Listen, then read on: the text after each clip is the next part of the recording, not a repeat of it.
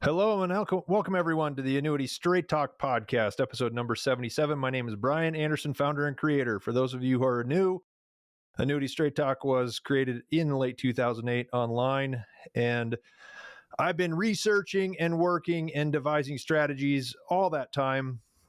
Just past my 20th year career in the 20th year landmark in the business. Since that time of being online, I've been under a lot of pressure to justify what I recommend, and I think the consensus would agree with my mission that it is the place to find honesty and transparency in the annuity business. It is not for everyone, but for those who are suited for annuity solutions in retirement. You will find all the options here at Annuity Straight Talk, and you will be given the ability to analyze those options so you can find which one is best for you. That is the goal. Today, I'm coming at you again. This is the second time I recorded this one because my video didn't match up with the audio the first time, and so I'm hoping I can get this out for the majority of people who are going to see it again soon. I guess none of that really matters to you guys, so I want the, what I'm talking about to match up with what you see on the screen for those who watch the video. So going after a popular guy in the financial services business today, and I guess I'm not really going after him. I don't have a bone to pick. I'm going to show you why I'm right and he's not. So everybody's heard of Fisher Investments, very popular investment firm. I have mentioned it a lot on the podcast, and I want to remind everyone that it's not me versus them, my firm versus their firm. I am a very small player in this industry. They control 160 some billion in assets. So if their average client had 1.6 million, that'd be a million of them. There are lots and lots of people, whereas I've sold annuities to a few hundred people over time. It's not even close. But I'm going to share my screen so you guys can see what I'm looking at. What's interesting is, as you guys, for those who don't really know, I'm sure most of you would understand that in this business, we're constantly trying to change and update and make sure when you're online advertising, there are, styles that kind of come in and out over time. If you guys would have seen Annuity Straight Talk 13, 14 years ago, it would look archaic and clunky, but it was kind of about what we had online 13, 14 years ago. And over time, we've given it different themes and, brushed it up and changed the colors a little bit. So it looks new. It's kind of like an old car, you got to polish it every now and then to make sure it still looks good. Anyway, so a couple of guys that are working with me now are doing a lot of the stuff on the website that I don't really have time to do.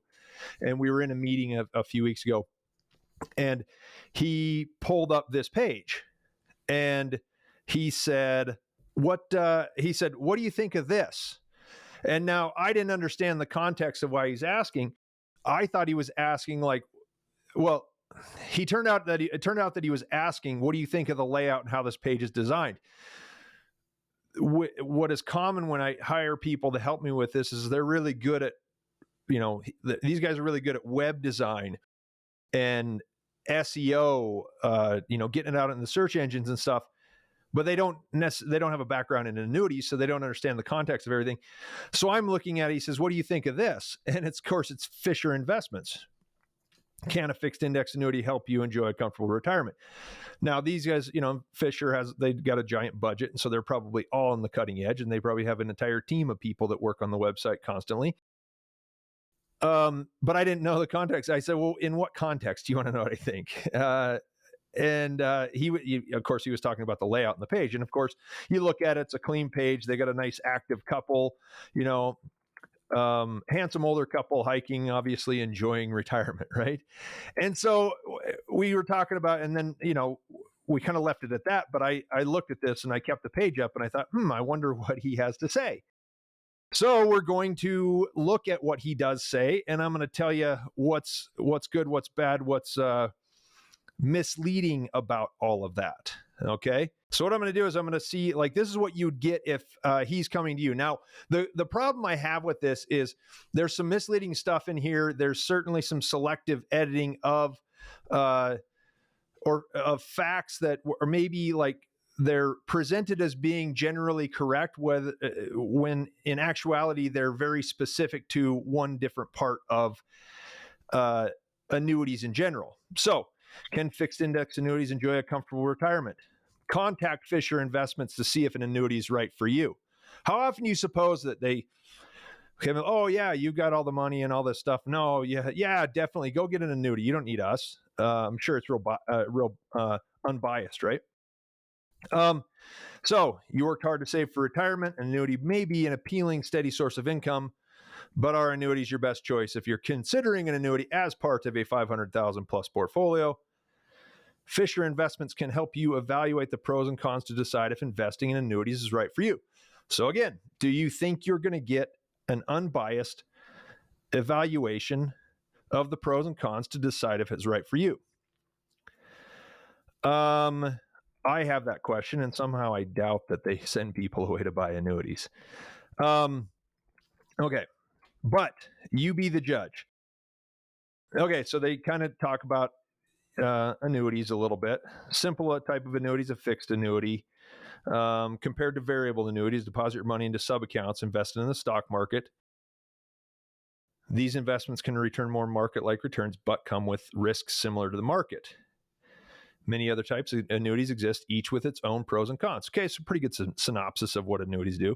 Fixed index annuities contain features of both fixed and variable annuities, offer investors a return based on changes of a specific market benchmark. I think he's got a typo there, but while your broker may be waving them around as a possibility, be careful where you tread. Fixed index annuities might sound better on paper than in practice, so make sure you know about their pros and cons before you invest. So I take these one at a time, and I've got a newsletter. I'm going to talk about this specifically, and these are the things that he talks about being the negative parts of index annuities. So lack of liquidity, lack of access to your money is a common issue with most annuities. Fixed index annuities and other annuities often come with withdrawal limits that make it very difficult to extract your money if needed to access before the contract is annuitized. Number one, the contract doesn't have to be annuitized. You don't have to do that with a deferred contract. Number two, I think, several newsletters, several podcasts, a lot of the information on Annuity Straight Talk have debunked the liquidity issue with annuities. If you've got a 10% free withdrawal in a contract, that is more than you need in an average. If you got a portfolio that's set up well for retirement, a 10% rebalancing or shift in that portfolio on an annual basis is anything more than that. It means you probably had a bad plan, or you're too short term when you should keep the long-term perspective at the forefront. So liquidity is not really an issue. And obviously Fisher Investments isn't like promoting all the ways that you can take money out. They want you to sit it there and lock it in for a long time. Okay. So lack of liquidity, that's a matter of opinion. And again, it's one of the reasons why I'll say they're talking about purely investments in the long run. I'm talking about retirement planning. The two do not mix. That's why I cannot say he's wrong, but he's wrong to put fixed index annuities in this light. Obviously, if the contract works for you, you like the benefits of it, the liquidity has to be part of those benefits. But so long as it's structured correctly, that is not an issue. And you shouldn't be moving around 10% of your portfolio. If you need more than 10% to live comfortably, then you haven't saved enough. Okay, number two, fees. Another factor holding back growth in fixed index annuities is fees, which are often charged as a percentage of the assets in an annuity. That is completely false. I've said this in many places as well. Baseline fixed and fixed index annuities do not have fees. They're spread products. So if you get one that's built for accumulation, they're not just for income planning. If you get a contract that you want to protect some money and you want to grow it over time with a fixed or an indexed account, there are no fees for that, because the insurance company, they take your money, they buy bonds, and they pull a spread off of that, and then what's left goes into your annuity. There are no fees on the base contract. Fees only come when you add an additional benefit to that. So I like the protection, I like the growth potential, and I also want guaranteed lifetime income. well, then you're going to have to pay a fee. If you want a projected death benefit,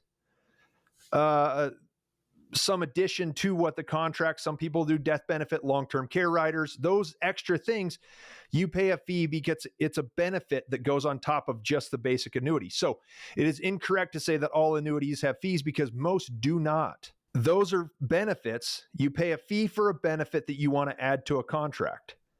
Now, I will admit that there are a lot of agents and advisors that only show you the contracts with all those benefits because those are the things that kind of sweeten the deal and entice you, like the bonuses and all that stuff. Guaranteed income for life. A lot of people only sell the fee-based contracts. But there's ways to do all of those things without fees, and the basic use of annuities, they do not have fees. So I don't know if they still do this, but they used to advertise that if you are stuck in an annuity and you want to move to Fisher Investments, they will pay your surrender fees. I ran into a handful of people that took him up on the offer, but when they did, they had to sign a contract that will pay your surrender fees, but you have to keep your money here for X amount of time or you're going to have to pay us back. That sure sounds like a surrender fee to me.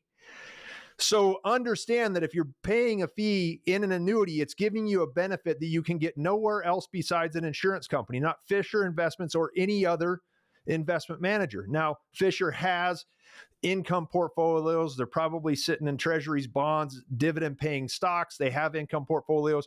I'd almost bet my last dollar that an annuity is going to produce higher income. It is proven. You're going to get the highest amount of income for the money you put in. And again, it's a balance. It's not one or the other. It's both. So I'm not saying he's wrong. This just isn't his department. But he's sticking his nose into it anyway. So a couple of like surrender fees.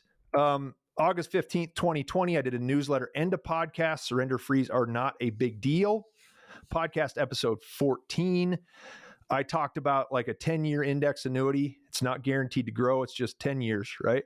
And if it doesn't ever grow, you're guaranteed not to lose principal. If you maximize a 10% free withdrawal every single year over that 10-year period until you're completely surrender free, you would have pulled out 68% of your money. That's an incredible benefit. No investment manager starts a long-term management contract by saying, let's assume you can take 68. But I'll say it right now. If you don't like it, start draining that thing and you're going to get most of it back anyway. If your portfolio requires that type of change in the first 10 years of retirement, then you're not capitalized properly or you have a bad plan. Okay? So fees and surrender fees. So the fees, the newsletter for fees is I have June 26, 2020, I wrote a newsletter. I thought I had a podcast, so there will be one that comes out. There's a newsletter way back when, so we're almost 3 years ago, all about annuity fees. It explains why they're there, where they come from, and why they're an option for most people if you do the right amount of research. Okay. Now, the best part of this is yet to come for anybody who's waiting for the really good stuff. We've got, is back on his page, is a fixed index annuity right for you? Okay. So he takes this chart, which I love. It's on the newsletter. I made a copy of it and put it there. But he's got $100,000 being invested in, it looks like 1998. It's not specific, but it's about 1998 to 2020. He's got the S&P 500. Anybody just listening, S&P 500 total return. That's the S&P plus dividend, the return plus dividends. U.S. Treasury 7 to 10 year total return index. Okay. So that's coupon interest from the treasuries plus increases in value because we're in a declining interest rate environment. I'll explain that in just a second. And a hypothetical index annuity. None of this is specific. Typically, when you do these mountain charts, you need to there's some disclaimers and disclosures. There's nothing on the page. So you got to look at it and say, okay, what period was this? So you can go back up and verify the numbers. So the 555,000 that 100,000 grows to in the S&P 500, boy, that looks really, really good. And then the treasuries go from 100 to 350, and the hypothetical index annuity goes to about 216. So the 555 was I don't know, 8 or 10%. I think the 350 for the treasuries was about 5.5%. And the index annuity, 3.4%. Now we're going to look at something else real quick. So on the treasury chart, here's about that time period. And you can see ending in 2020, if you go like right at the low, so that's like in March. I couldn't get it all on one screen. So beginning in 1998, the 10-year treasury was 5.7%. And we saw a steady decline over time. If you know what happens to bond values in falling interest rate environments, you have an increasing value in the underlying bond, same as with treasuries. So what you get is you get the interest plus, the increase in value over time. And an index annuity purchased in 1998 would have the same effect on a surrender basis, if you realize that, right? Now, right now, we've got 10% caps on the S&P 500. And the U.S. Treasury is about 3.9%. So if you would have gone back to 1998 and a 5.7% Treasury, I've talked to guys that were selling them from the very beginning. These things came out in like 95, 96 or something like that. And then more and more companies around late 90s, early 2000s started to get them. Cap rates on the S&P 500 back in 1998 would have been, and I've heard guys say 15, 16, 18% cap rates. So if you do a 3.4% yield over 20 years, I sold contracts in 2015 at the bottom of the interest rate market that did 3.4%. So that is selective editing and not representative of the overall time period. So you might have pretty good numbers for the S&P, but those might be pretty accurate. And I'll argue again, stopped right at the top. But so a selective time period used. Now, this is very interesting, and that's why I made you guys a little spreadsheet that you will see right here, okay? So what I did is I took the market, the S&P 500 from 1998 through 2020, and 100,000 is going to grow to, down a little bit. Okay, I got 555, 263. Now I did have to back engineer this and calm down the return because I got something a little higher, like 570 maybe.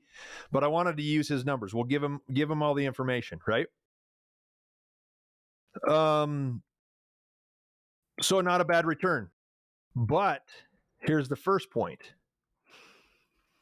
He doesn't work for free.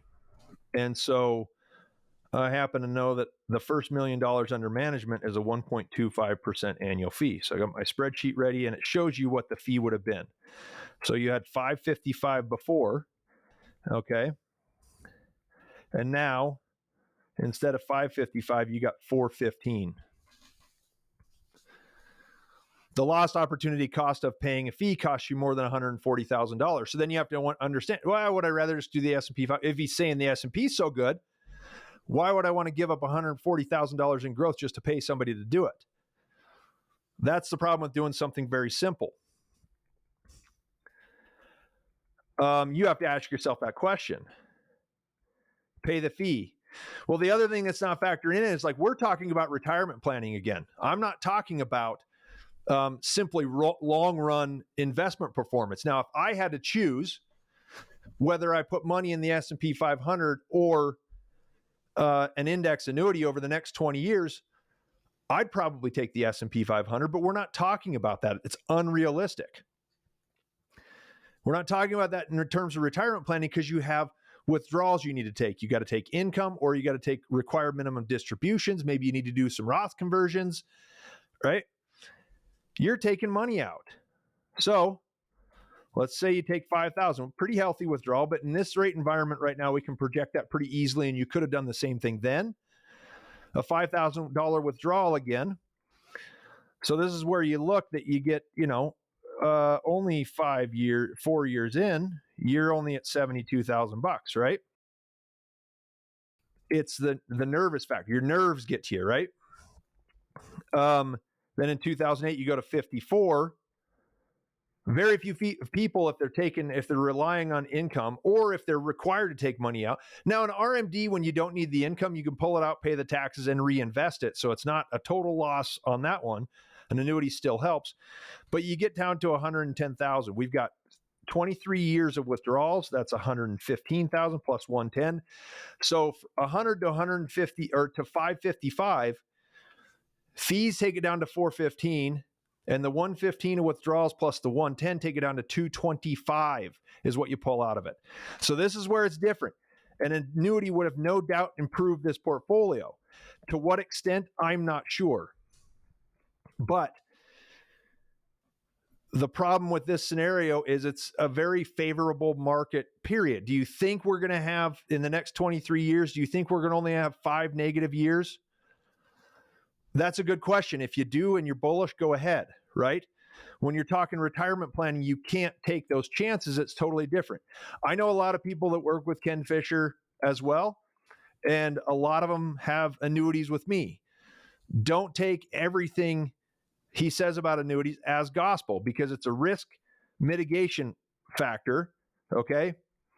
And that's what makes a difference. In this scenario, I could run the numbers and it's like probably 15, maybe 20% in an annuity would improve the total at the end, but it's kind of hard to tell. It got kind of tricky in there, but it is possible to improve the portfolio with an annuity, and that's been covered in lots of different places. If you want to know where that is, go ahead and ask me. I've actually got one right here. I'll take 1 second to do this. Podcast. It's called Why Not an Annuity? And I did it last year. So this guy, Why Not an Annuity? February 26, 2022. Dang, almost exactly a year ago. We took this guy. He was a Fisher Investments guy, and we pulled the past 20 years period. His 22-year period started in 1998, giving it a really nice bump. The end of the .com actually insulates that. I mean, that initial growth insulates the portfolio. It's much worse when you start off in a down point. But again, so this one explains how you use it. So this guy specifically, he was looking at a portfolio, or his portfolio was 100% in stocks at 73. He was taking required minimum distributions. We proved that having an annuity with an extremely minimal rate, Ken Fisher would have approved. I think I ran the annuity column at about 3%, maybe 3.5%, which is right along with his numbers. Proved that having that improved his outcome over time. So, special offer. Anyway, so you look for the disclaimers and disclosures. No, there's nothing in there. It's very general. And I guess I'd have to say this. If I had 160 billion in annuities under management, which I know we'll never get there, wouldn't it be fair to criticize any of the, I put all my stuff out there for criticism. I get some, and that's why I try to disclaim and disclose everything. But I guess he's so big and insulated that people just take this. But again, read it, take it for what it's worth. I'm trying to set the record straight. So, the most interesting part of this thing to me is, it was clearly one of the best market periods in history. It was, tail end of a 40, 50-year bull market in bonds and treasuries. Okay. So you look at the market projection, it doesn't mention anything about income, required distributions, or fees. I show you in the newsletter where that podcast was, Why Not an Annuity? So he's looking at a general, the last 2 points I'm going to make, he's looking at a general look at the S&P 500. I think if he had done better than that with his portfolio, he might have put up the average, long-term growth portfolio for Fisher Investments, but I don't know. Maybe there's some compliance issues with that. I know you got to jump through a lot of hoops to put market-based information online. That's possible, but I think they've got a team that can handle that. Maybe he didn't beat the S&P 500. So, and then I look at it and say, well, he did just use the S&P 500. So he's saying that you don't need an index annuity for retirement. And he's also saying that you don't need him either. I've had a lot of people say, yeah, I like that opportunity. What do I do with the rest of the money? I don't know, S&P 500 index fund. Well, that's what one of the most famous investment managers of all time is saying. You don't need an annuity, you need the S&P 500. So I'll take it one step further and argue that you can probably use both and make it better. We've proven it. We've looked at it over time. I run reasonable projections. I got a lot more information coming that'll talk about some of the wild stuff you see in index annuities. I'm going to call out the wild stuff in the market, the selective editing, and the lack of thorough analysis on this subject. So annuities are great for retirement. They are for retirement. Stock market's good as well. I like both. There needs to be elements of the two in a retirement plan for it to be successful. Okay? So simple and easy.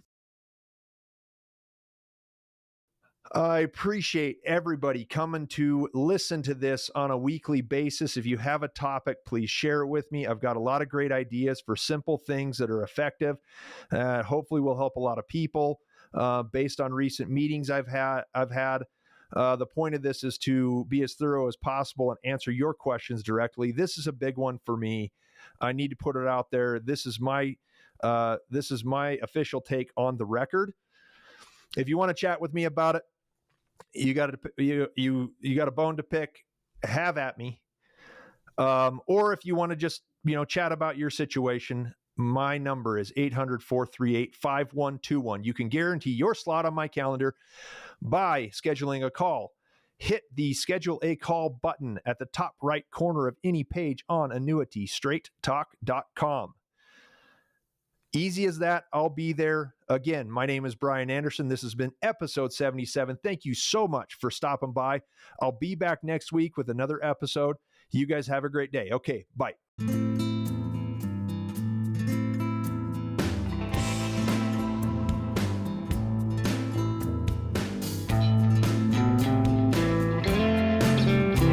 You have been listening to Annuity Straight Talk. The preceding information is for informational and educational purposes only and does not represent tax, legal, or investment advice. The views expressed by guests on this program are their own and do not necessarily reflect the views of Annuity Straight Talk or its partners. No information presented today should be acted upon without meeting with a qualified and licensed professional. It is important that you read all insurance contract disclosures carefully before making a purchase decision. Guarantees are based on the financial strength and claims paying ability of the insurance company.